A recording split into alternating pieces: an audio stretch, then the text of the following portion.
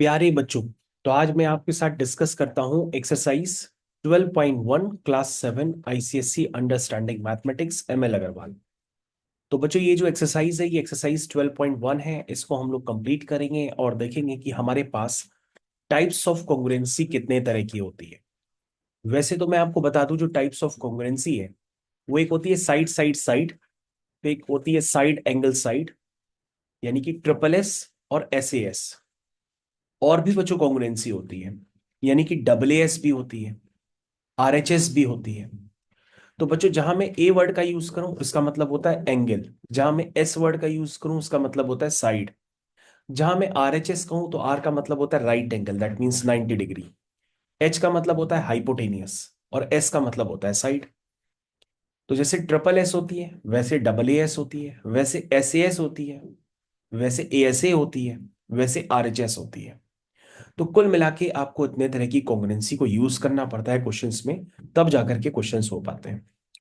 तो बच्चों, बिगिनिंग में हम लोग के पास जो भी एक्सरसाइज 12.1 है और 12.2 है, इनको जब हम लोग करेंगे तो करने के बाद आपको अंदाजा लग जाएगा कि हमें triple S, S S, double S, R H S, ये जितने भी तरह की कॉन्ग्रुएंसी है हमें इनको कैसे यूज करना पड़ता है। तो बच्चों, यहाँ पर हम लोग सबसे पहले आपके साथ स्क्रीन शेयर करेंगे, और जिन बच्चों के पास एक्सरसाइज 12.1 है वो अपनी मॉड्यूल को, बुक को ओपन करके बैठ जाए।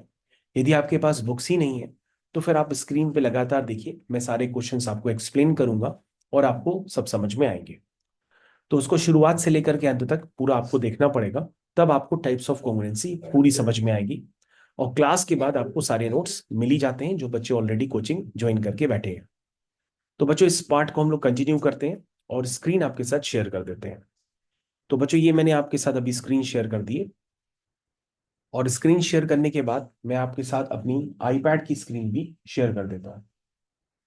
तो बच्चों, जैसे जैसे मैं लिखता चला जाऊंगा आपके पास सारे नोट्स भी आते चले जाएंगे। चलिए चलिए बच्चों, स्टार्ट करते हैं एक्सरसाइज 12.1 कॉन्ग्रुएंसी ऑफ ट्रायंगल्स। सबसे पहले बच्चों, अगर हम यहाँ पर क्वेश्चन नंबर 1 2 3 को देखें, तो सबसे पहले हम स्टार्ट करते हैं विद क्वेश्चन नंबर 3। तो क्वेश्चन नंबर 3 में क्या दिया है पढ़ते हैं। लिखा है, in the figure given below the length of sides of a triangle are indicated by using triple S congruency rule. State which pairs of a triangle are congruent. In case of congruent triangles, write the result in symbolic form. तो बच्चों, ये बड़ा important होता है कि आप diagrams को बनाने के बाद कॉन्ग्रुएंसी पहचाने कि उसमें ट्रिपल एस कॉन्ग्रुएंसी है कि नहीं। ऐसा इस क्वेश्चन में कहा गया है, और जो क्वेश्चन का डाटा है उसमें साइड्स की लेंथ वगैरह आपके पास गिवन है। तो पहला जो ट्रायंगल है बच्चों उसका नाम है एबीसी, दूसरा जो ट्रायंगल है उसका नाम है पी क्यू आर। तो बच्चों, ए बी लेंथ आपके पास गिवन है कि वो 3.3 सेंटीमीटर है, और बच्चों यहां पर आप देखेंगे तो 3.3 सेंटीमीटर लेंथ पी क्यू की भी गिवन है। इसका मतलब आप कह सकते हैं कि जो ए बी की लेंथ है वो पी क्यू की लेंथ के बराबर है। बीसी बच्चों 3 सेंटीमीटर है, और यहाँ पे बच्चों पी आर जो है वो 3 सेंटीमीटर है। दैट मीन्स आप कह सकते हैं कि जो पी आर है वो बीसी के बराबर है। तो बच्चों, मैंने यहाँ पे अलग से साइन यूज किया है, क्योंकि 3.33 के लिए मैंने सिंगल कट लगाया था, लेकिन अभी मैंने डबल कट लगाया है। इसको बच्चों सिंगल कट कहते हैं, इसको बच्चों डबल कट कहते हैं, ये आइडेंटिफाई करने के लिए कि साइड्स हमारी क्या है, इक्वल है। तो 3.3 इक्वल हो गई, 3 इक्वल हो गई। अब बच्चों 2.5 देखते हैं, जो हमारी ए सी है वो 2.5 है, और हमारी जो क्यू आर है वो भी 2.5 है। दैट मीन्स बच्चों जो थर्ड साइड है ना वो भी आपस में इक्वल हो गई। दैट मीन्स बच्चों तुम कहोगे कि ट्रायंगल सर हमारे कॉन्ग्रुएंट है, ट्रायंगल हमारी क्या है, कॉन्ग्रुएंट है। तो बच्चों हमको इसको सिंबॉलिक फॉर्म में लिखना है, तो आप लिखोगे triangle A B C is congruent to triangle P Q R. आप इस तरह से इसको लिख सकते हैं। और इसमें आपने कौन सी कॉन्ग्रुएंसी यूज की है, ट्रिपल एस कॉन्ग्रुएंसी यूज की है, और इसको यूज करके कह रहे हैं आप ट्रायंगल कॉन्ग्रुएंट है। लेकिन बच्चों अब इसमें अन्य बातें भी आप जान लीजिए। जैसे अगर मैं आपसे पूछूं कि भाई इस एंगल का कॉरस्पॉन्डिंग एंगल कौन सा है, तो ये आपको सोच के बताना पड़ेगा कि भाई एंगल ए का कॉरस्पॉन्डिंग एंगल एंगल पी नहीं है। एंगल ए किससे मिल करके बना है, जिसमें साइड है ए बी और जिसमें साइड है ए सी। यानी एंगल ए किससे मिलकर बना है, 3.3 से और 2.5 से। तो अब आप देखो अपने ट्रायंगल पी क्यू आर में कि 3.3 और 2.5 कहां पर है, तो तुम कहोगे सर यहां पर है। तो दैट मीन्स बेटा यहां पर जो कॉरस्पॉन्डिंग एंगल ए होगा वो दूसरे डायग्राम में कॉरस्पॉन्डिंग एंगल आपका क्यू होगा। क्या होगा? क्यू। तो बच्चों इस फॉर्म को हम लोग नोटेशंस में भी लिखते हैं। कैसे लिखते हैं नोटेशंस में? हम लिखते हैं एंगल जो बी ए सी हो, एंगल जो बी ए सी होगा वो किसके बराबर होगा? एंगल पी क्यू आर के। ये बात आपको समझ में आनी चाहिए। इसको बच्चों आप angle A is equal to angle Q भी लिख सकते हैं, लेकिन वो सही नहीं रहेगा अगर आप बी ए सी लिखें। ध्यान से देखो बच्चों, अगर इस एंगल को आपको रिप्रेजेंट करना है तो आप इसको बी ए सी भी लिख सकते हैं या सी ए बी भी लिख सकते हैं। बस आपका जो टारगेटेड एंगल है वो बीचों बीच आना चाहिए। और ध्यान से देखो बच्चों, ये पी क्यू आर एंगल है वो बेसिकली यही वाला एंगल है, लेकिन पी क्यू आर को भी लिखने के दो रास्ते होते हैं। या तो आप पी क्यू आर ऐसे भी लिख सकते हैं या आप आर क्यू पी ऐसे भी लिख सकते हैं। इन दोनों ही को से क्या रिप्रेजेंट होगा? इन दोनों से रिप्रेजेंट होगा एंगल क्यू। तो बच्चों ट्रायंगल्स को कॉन्ग्रुएंट करने के बाद ये भी इंपॉर्टेंट होता है कि आप कॉरस्पॉन्डिंग एंगल पहचान पाए।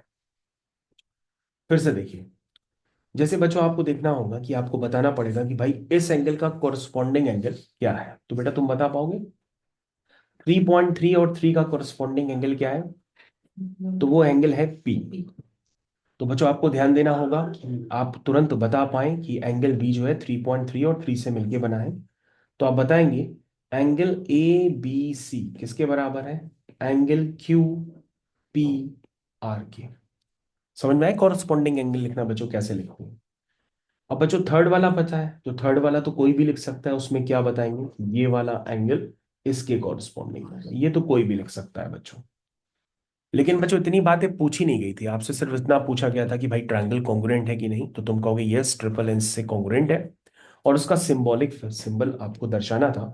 तो बच्चों इसका सिंबॉलिक जो सिंबल है वो बेसिकली ये मैंने आपको लिख करके दिया है। तो बच्चों ये थर्ड क्वेश्चन था जिसको आपने अभी सफलतापूर्वक उसका फर्स्ट पार्ट किया है। तो बच्चों ये थर्ड क्वेश्चन का फर्स्ट पार्ट था। अब हम लोग थर्ड क्वेश्चन का सेकंड पार्ट करते हैं, और आपको पहचानना पड़ेगा कि यूजिंग ट्रिपल एस कॉन्ग्रुएंसी ये दोनों कॉन्ग्रुएंट है कि नहीं है। तो बच्चों जितनी भी बातें बोल रहा हूँ वो ध्यान पूर्वक सुनो। अगर कम सुनोगे तो आपको लेक्चर फिर ये दोबारा देखना पड़ेगा, तब ज्यादा समझ में आएगा। इसलिए जितनी भी बातें बता रहे हैं उनको रिपीट करके बार बार सुनना भी पड़ता है। ये ट्रायंगल हो गया ए बी सी, ये ट्रायंगल हो गया पी क्यू आर। अगर आप ध्यान से देखेंगे तो ये 2 है, ये 5 है, ये 4 है, ये 4 है, ये 5 है, और ये 2.5 है। बच्चों अब ऐसा डाउट लग रहा है कि शायद ये ट्रायंगल कॉन्ग्रुएंट ना हो। तो आप बताइए ए सी की कॉरेस्पॉन्डिंग साइड क्या है? कहोगे पी आर है। ए बी की कॉरेस्पॉन्डिंग साइड क्या है? बताओ। Q P Q. इसका मतलब आप नहीं सीख पाए। ए बी की लेंथ जो है बच्चों वो 2 सेंटीमीटर है, और दूसरे ट्रायंगल में 2 सेंटीमीटर की लेंथ कहीं पे भी नहीं है। टू। इसलिए ए बी की कोई भी corresponding side triangle P Q are में नहीं है। बच्चों जब कॉरेस्पॉन्डिंग साइड ही नहीं है तो फिर दूसरी साइड इक्वल ही नहीं हुई। जब दूसरी साइड इक्वल ही नहीं हुई तो इसका मतलब ये ट्रायंगल कॉन्ग्रुएंट नहीं हुए। तो आप लिखोगे triangle A B C and triangle P Q R are not congruent. ये बच्चों कॉन्ग्रुएंट नहीं हुए ना। यस। तो ध्यान से सुनिए, अभी आप जवाब नहीं दे पाए इसका मतलब आप देख नहीं रहे हैं। चलिए भाई, उसके बाद हमारे पास बच्चों यहाँ पे नेक्स्ट क्वेश्चन आता है। उस नेक्स्ट क्वेश्चन को और भी हम लोग ध्यानपूर्वक करेंगे। तो बच्चों अभी हम लोग ने सफलतापूर्वक देखा था कि क्वेश्चन नंबर 3 में किस तरह से हमने ट्रिपल एस कॉन्ग्रुएंसी का एप्लीकेशन किया। अब बच्चों हमारे पास यहाँ पर क्वेश्चन नंबर 4 है। इसमें एक डायग्राम आपको बना के दिया गया है, तो पहले मैं वो भी डायग्राम आपको बना के दे देता हूँ।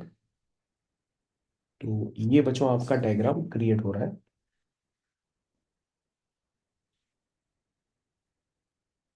ये बच्चों हमने डायग्राम आपको बना के दे दिया है, बिल्कुल कटी पतंग की तरह है, जैसे आसमान पे जाके किसी ने पतंग फाड़ दी हो।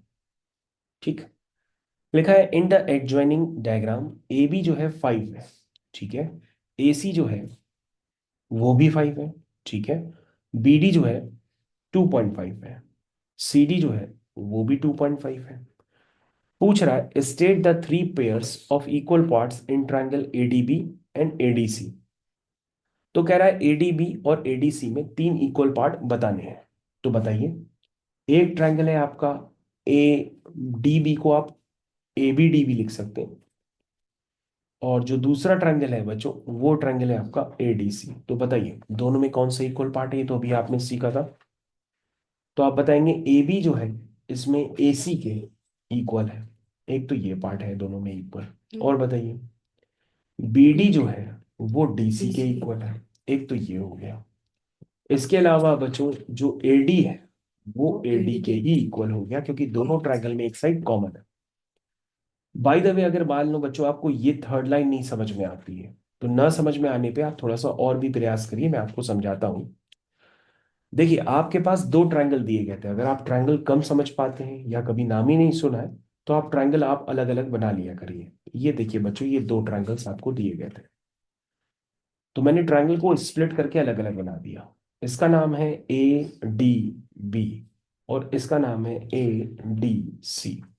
अब बच्चों नेमिंग आप फिर से कर लीजिए आप। ये देखो बच्चों हमने नेमिंग कर दी, ठीक। अब बच्चों अगर आप इन दो ट्रायंगल्स में देखो, समझ में आए? अगर आप इन दो ट्रायंगल्स में ध्यान से देखो, एक ये वाला ट्रायंगल और एक ये वाला ट्रायंगल, इन दोनों में अगर आप ध्यान से देखेंगे तो आपको समझ में आएगा कि भैया यहाँ पे ये वाली साइड इसके इक्वल है, ये वाली साइड इसके इक्वल है। और बच्चों जो ये वाली साइड है ना, कौन सी साइड है, एडी, ये वाली साइड, ये बच्चों दोनों में क्या है, कॉमन है। क्या है दोनों में, कॉमन है। अगर एक ही साइड दोनों ट्रायंगल्स में कॉमन है तो दैट मीन्स वो दोनों के लिए ही सेम हो गई, यानी दोनों ही ट्रायंगल्स में उनकी लेंथ क्या होगी, इक्वल होगी। तो बच्चों हमसे पूछा गया था कि भैया तीन पेयर्स बताने हैं, लेकिन अगर आप प्रैक्टिस कम करते होंगे तो आप दो ही पेयर बता के आ जाएंगे। तो ध्यान दीजिएगा, आपको तीन पेयर बताने हैं, तो तीनों पेयर मैंने आपको बताए, और थर्ड पेयर पे आपको स्पेशली ध्यान रखना है कि दोनों ट्रायंगल में एडी जो एडी है वो आपस में इक्वल हो गया। क्यों इक्वल हो गया, आप उसका रीजन भी लिख सकते हैं, क्योंकि ये क्या है, कॉमन है। उसके बाद पूछ रहा है क्या ये ट्रायंगल्स आपस में कॉन्ग्रुएंट है, तो तुम कहोगे यस ट्रायंगल आपस में कॉन्ग्रुएंट है, ये तो फर्स्ट पार्ट हो गया।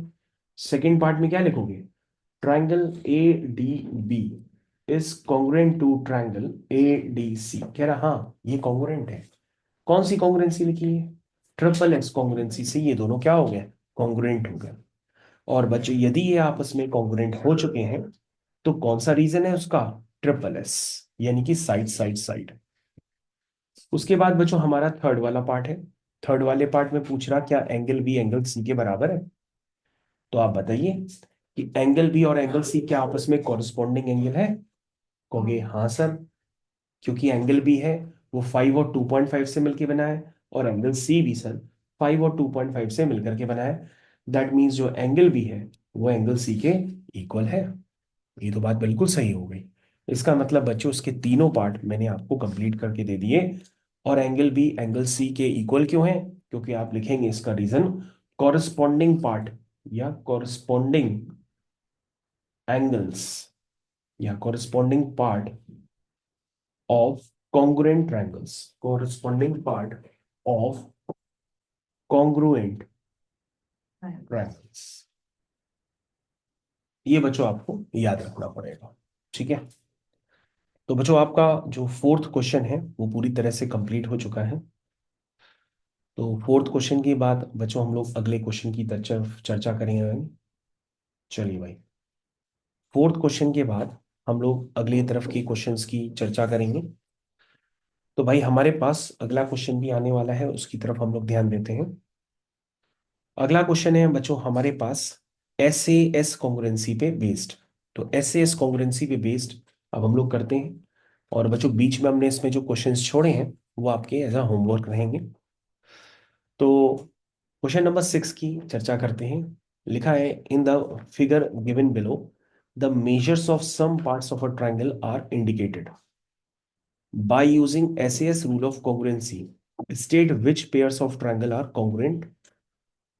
In case of congruent triangles right the result in symbolic form. जैसे बच्चों मैंने अभी आपको उससे पहले वाला क्वेश्चन कराया था ना, थर्ड वाला, बिल्कुल वैसे ही थर्ड क्वेश्चन जैसे आपने ट्रिपल एस के लिए किया था, अब यहाँ पर आपको SAS के लिए करना है। यानी पहले आपको साइड दिखानी होगी, फिर एंगल दिखाना होगा, फिर साइड आपको दिखानी पड़ेगी। यदि आप दिखाने में इस तरह से कामयाब हो जाते हैं तो इसका मतलब आपके ट्रायंगल्स क्या है, कॉन्ग्रुएंट है। तो बच्चों आपका ये पहला ट्रायंगल है जिसका नाम है एबीसी, उसमें ये एंगल है 80 और ये साइड है आपकी 2.5, ये साइड है आपकी 2.8। दूसरा ट्रायंगल है उसका नाम है डीईएफ, अगर आप ध्यान से देखें तो उसमें ये एंगल है 70, ये है 2.5 और ये है 2.8। तो बच्चों आपको ध्यान देना होगा कि दोनों ट्रायंगल में आपको एक साइड इक्वल दिखानी है, एक एंगल इक्वल दिखाना है, एक साइड इक्वल दिखानी है। अगर आप इस तरह से दिखाने में कामयाब हो गए तो इसका मतलब हमारे ट्रायंगल क्या होंगे, कॉन्ग्रुएंट हो जाएंगे। लेकिन उसमें रीजन देना पड़ेगा बाय SAS। ठीक, चलिए भाई।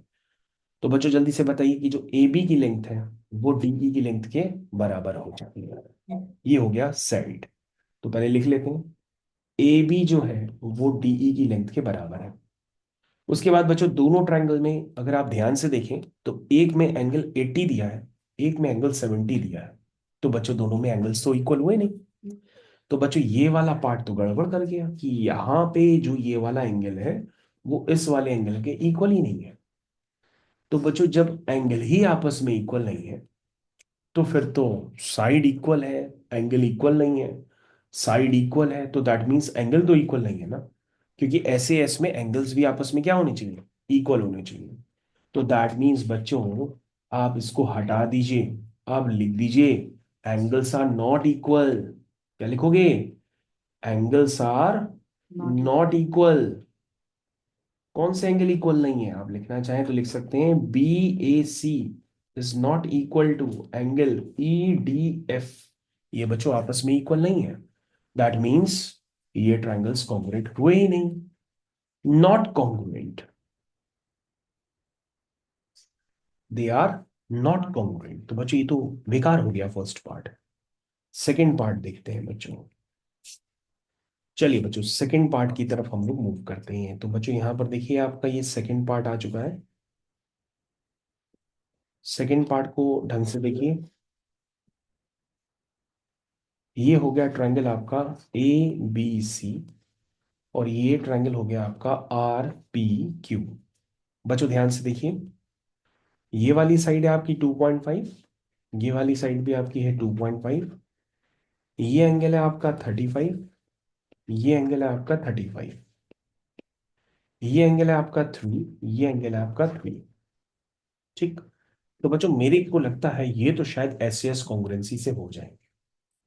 क्यों होंगे, क्योंकि पहले आप बताओगे कि भैया जो AC की लेंथ है वो PR की लेंथ के बराबर है, जो एंगल ACB है वो एंगल RPQ के बराबर है, जो BC है वो PQ के बराबर है। तो बच्चों देखो उसी क्रम में मैंने लिखा ना, पहले साइड लिखी, फिर एंगल लिखा, फिर साइड लिखी।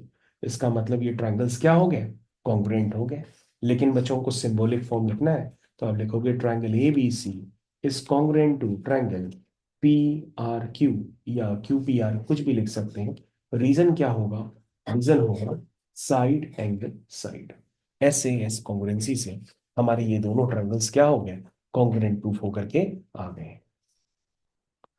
तो बच्चों इसी तरह से आपको बाकी बचे हुए क्वेश्चंस भी करने पड़ेंगे।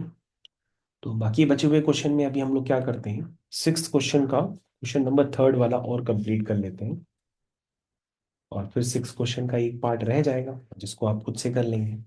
चलिए भाई, तो हमारे पास बच्चों यहाँ पे देखना पड़ेगा कि ये ट्रायंगल आपस में कॉन्ग्रुएंट है कि नहीं। लेकिन इसने कॉन्ग्रुएंसी भी बता दी है, कौन सी कॉन्ग्रुएंसी यूज करोगे, SAS। तो ये हो गया DEF, ये हो गया PQR। ठीक। तो ये हो गया बच्चों 3.5, ये भी हो गया बच्चों 3.5, ये हो गया 3, ये हो गया 3, ये हो गया 40 और ये भी है बच्चों 40।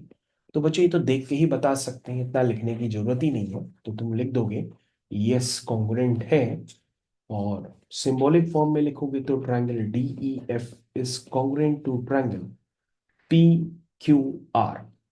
अच्छा बच्चों अगर आप सिंबॉलिक फॉर्म में लिखना चाहते हैं तो मैं आपको और एक्यूरेट तरीका लिखने का बताता हूँ, वो भी देखो, जरा ध्यान से देखिएगा। सबसे पहले DF की कॉरस्पॉन्डिंग साइड क्या है, PQ है, और EF की कॉरस्पॉन्डिंग साइड क्या है, क्यों। QR है। तो बच्चों नाम सबसे पहले उसी का बोलिए जो कॉरस्पॉन्डिंग। तो आप ऐसे लिखिए, triangle D F E is congruent to triangle, क्या नाम हुआ, पी क्यू आर, क्योंकि D F E is congruent to triangle P Q R. इसको अगर आप इस तरह से लिखेंगे ना तो ये ज्यादा इस पे इंपॉर्टेंस होता है।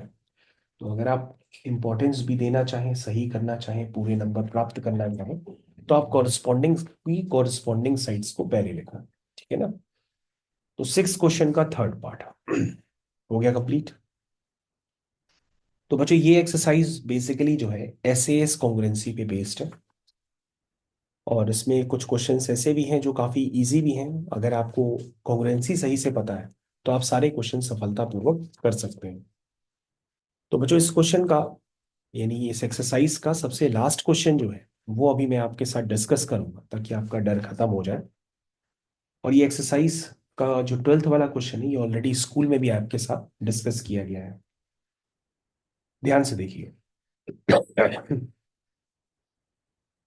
बच्चों यहाँ पे सबसे पहले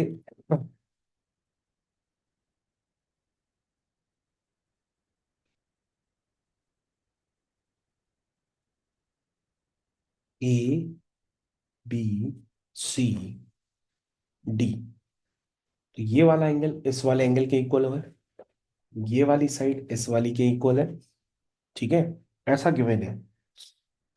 तो कह रहा है एक क्वाड्रिलेटरल है जिसमें ए सी बराबर बी डी है, नहीं नहीं, ए सी बराबर ए डी है, हाँ ये तो गिवन है। फिर लिखा है ए बी बाइसेक्ट करता है एंगल सी ए डी को। कहाँ है एंगल सी ए डी, ये है बच्चों एंगल सी ए डी, है ना। देखो सी ए डी एंगल समझ में आ रहा। और ए बी क्या करता है, ए बी जो है इसको दो बराबर हिस्सों में ब्रेक करता है। तो वो तो बच्चों मैंने डायग्राम में बना ही दिया है कि जितना एंगल ये उतना एंगल ये, जितनी साइड ये उतनी साइड ये, ठीक है। कह रहा state three pairs of equal parts in triangle ABC and triangle ABD. तो ये तो बच्चों अब आसान क्वेश्चन है, टफ लग ही नहीं रहा है। बताइए तीनों इक्वल पार्ट्स कौन से होंगे।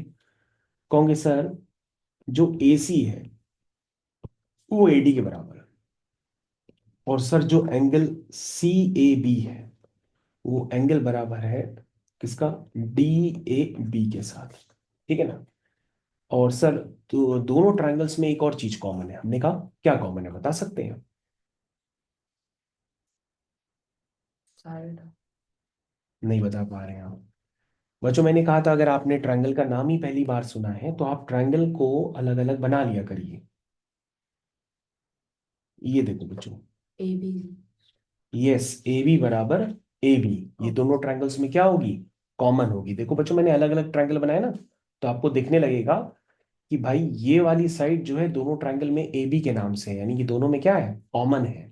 और बच्चों जब कॉमन हो गई तो दैट मीन्स हम उसको क्या लिख सकते हैं, A B is equal to A B. आप रीजन भी लिख दिया करो अगर आप कंफ्यूज रहते हो तो, कॉमन लिख दिया। तो बच्चों मैंने रीजन लिख दिया, चलो रीजन के साथ लिखते हैं। ये बच्चों क्या था, ये तो गिवन था, ये भी क्या था, गिवन था, और नीचे क्या है, कॉमन। तो बच्चों मैंने लिख दिया तीनों इक्वल पार्ट्स। चलिए भाई अब बच्चों सेकंड पार्ट करते हैं। सेकंड पार्ट में पूछ रहा है क्या ये ट्रायंगल्स आपस में कॉन्ग्रुएंट है। कहोगे यस ट्रायंगल्स कॉन्ग्रुएंट है, कहोगे yes triangle A A C B, मैंने बताया ना ए सी बी, अगर ऐसे लिखोगे तो ज्यादा सही रहेगा। इज कॉन्ग्रुएंट टू, बताओ ए सी बी का कॉरस्पॉन्डिंग कैसे लिखोगे, A D. Yes A D B, ठीक है ना। देखो बच्चों ए सी बी और ए डी बी ऐसे लिखोगे तो ज्यादा सही रहेगा, ये दोनों कॉन्ग्रुएंट है। क्या रीजन है इसका, क्योंकि दोनों में एक एक साइड, एक एक एंगल और एक एक साइड आपस में इक्वल है। उसके बाद बच्चों थर्ड वाला पार्ट पूछ रहा है, थर्ड वाले में पार्ट पूछ रहा है क्या बीसी जो है बीडी के इक्वल है, बताइए। यस। हाँ तुम कहोगे ट्रायंगल्स कॉन्ग्रुएंट हो चुके हैं, अगर ट्रायंगल्स कॉन्ग्रुएंट हो गए तो by congruent part of congruent triangles, that means CPCT भी इसको कहते हैं, या शॉर्ट में हम लोग equal parts of equal triangles. क्योंकि ट्रायंगल्स अगर कॉन्ग्रुएंट हो जाते हैं इसका मतलब इक्वल हो जाते हैं, उनका एरिया भी सेम होता है, कॉरस्पॉन्डिंग साइड्स भी सेम होती है, कॉरस्पॉन्डिंग एंगल्स भी सेम होते हैं, सब कुछ सेम हो जाता है। तो दैट मीन्स ये पूछ रहा है क्या बीसी बीडी के बराबर होगा, यस बीसी बीडी के इक्वल होगा। रीजन, रीजन बच्चों शॉर्ट में सीपीसीडी लिखते हैं। या ऐसे भी लिख सकते हैं, सीपीसीटी का पूरा नाम होता है कॉन्ग्रुएंट पार्ट ऑफ कॉन्ग्रुएंट, समझे, ट्राइंगल्स, ऐसे भी बच्चे लिख सकते हैं, या आप ऐसे भी लिख सकते हो। और ये इसलिए है क्योंकि ट्राइंगल जो ए सी बी है वो कॉन्ग्रुएंट है ट्राइंगल ए डी बी के साथ। कौन सी कॉन्ग्रुएंसी से? S A S. फिर ये बच्चे एक और पार्ट भी पूछना चाह रहा है आपसे, ये पूछ रहा है कि भैया एंगल सी एंगल डी के बराबर है। कहोगे सर बिल्कुल है, ये भी कॉरस्पॉन्डिंग एंगल ही समझ में आ रहा है, तो ये भी दोनों आपस में क्या होंगे? इक्वल होंगे, ठीक है ना। तो angle C is also equal to angle D. Reason क्या होगा? Congruent part of congruent triangle, जिसको स्मॉल लेटर्स में आप लिखेंगे सीपीसीटी। इसमें लिखते हैं सीपीसीटी। सीपीसीटी का पूरा नाम हमने बता दिया। अगर सीपीसीटी नहीं लिखना चाहो तो ये भी लिख सकते हो कि ट्रायंगल्स आपस में क्या है? कॉन्ग्रुएंट है। तो मेरे ख्याल से बच्चों मैंने आपको काफी अच्छी तरीके से बताया कि भाई क्वेश्चन नंबर 12 को कैसे करते हैं। इसके बाद बच्चों एक क्वेश्चन और इसमें रह जाता है, वो क्वेश्चन नंबर 11 है, उसको आप ध्यान से देख लीजिए। सबसे पहले जितने भी बच्चे ये लाइव वीडियो देख रहे हैं, आपको सबसे पहले डायग्राम कॉपी में जरूर बनानी होगी। अगर आप डायग्राम नहीं बनाएंगे तो समझ लीजिए खेल खत्म हो जाएगा और आप कुछ कर नहीं पाएंगे। तो इस तरह से डायग्राम बनाइए। देखिए क्या लिखा है उसमें, इसमें लिखा है ए बी सी और यहाँ पे है डी। लिखा है जो ए बी है वो डी सी के बराबर है। ए बी डी सी के बराबर है। फिर लिखा है A B C D C B के बराबर है। A B C D C B के बराबर है। इस वाले एंगल में बच्चों को कंफ्यूजन होता है। अगर कंफ्यूजन हो रहा है तो भाई आप ऐसा करिएगा, फिर से, अगर आप ट्रायंगल देखना समझते ही नहीं है तो आप ट्रायंगल्स के डायग्राम फिर अलग अलग बना लीजिए, है ना। तो ये दो मुंह नोचवा जैसे ट्रायंगल बने हुए हैं, इसका नाम है ए बी सी और इसका नाम है डी बी सी। इसमें ये वाला एंगल और इसमें ये वाला एंगल, इसमें ये वाली साइड और इसमें ये वाली साइड। अब देखिए तो आपको ज्यादा समझ में आएगा। अगर एक दूसरे के ऊपर ओवरलैप कर ले रहे हैं तो ऐसा डायग्राम दिखाई दे रहा है। अगर आप कम समझ पा रहे हैं तो आप इसको अलग अलग बना लीजिए। क्या लिखा है? State three pairs of equal parts. तो तुम बता सकते हो दोनों में इक्वल पार्ट कौन कौन से हैं? जल्दी से बता दीजिए, तो बड़ा इजी क्वेश्चन हो गया। AC is equals कहोगे जो ए बी है सर वो डीसी के बराबर है। Sir angle A B C जो है वो एंगल डी सी बी के बराबर है। और sir B C is equal to B C हो गया, आप इसका रीजन भी लिख सकते हैं विच इज कॉमन, लिख दिया। फिर लिखा है ट्राइंगल ए बी सी क्या कॉन्ग्रुएंट है डी सी बी के? कहोगे yes, triangle A B C is congruent to triangle D C B. Reason क्या है? Side angle side. ये बच्चों सेकंड पार्ट भी आपका कंप्लीट हो गया। थर्ड पार्ट देखिए क्या आ रहा है, क्या ए सी डी बी के बराबर है? कहोगे यस, ए सी जो है डी बी के बराबर है। ये क्या है? Congruent part of congruent triangle, CPCT. तो सीपीसीटी से हम इसको कह सकते हैं कि भैया ये दोनों साइड्स भी आपस में एक हैं। तो बच्चों आशा करते हैं कि आपको जितना भी पढ़ाया वो बहुत अच्छे से समझ में आया होगा। तो जिन बच्चों ने लाइव वीडियो देखा है तो अच्छी बात है, और जिनका छूट गया है बिल्कुल वो उस वीडियो से कवर कर सकते हैं। तो आपको वीडियो बिना स्किप किए शुरुआत से लेकर के अंत तक पूरा देखना पड़ेगा, तभी बच्चों आपको पूरा समझ में आएगा। तो बच्चों यहाँ पे हम मिररिंग को बंद करते हैं और इस वीडियो को स्टॉप करते हैं। थैंक यू, धन्यवाद।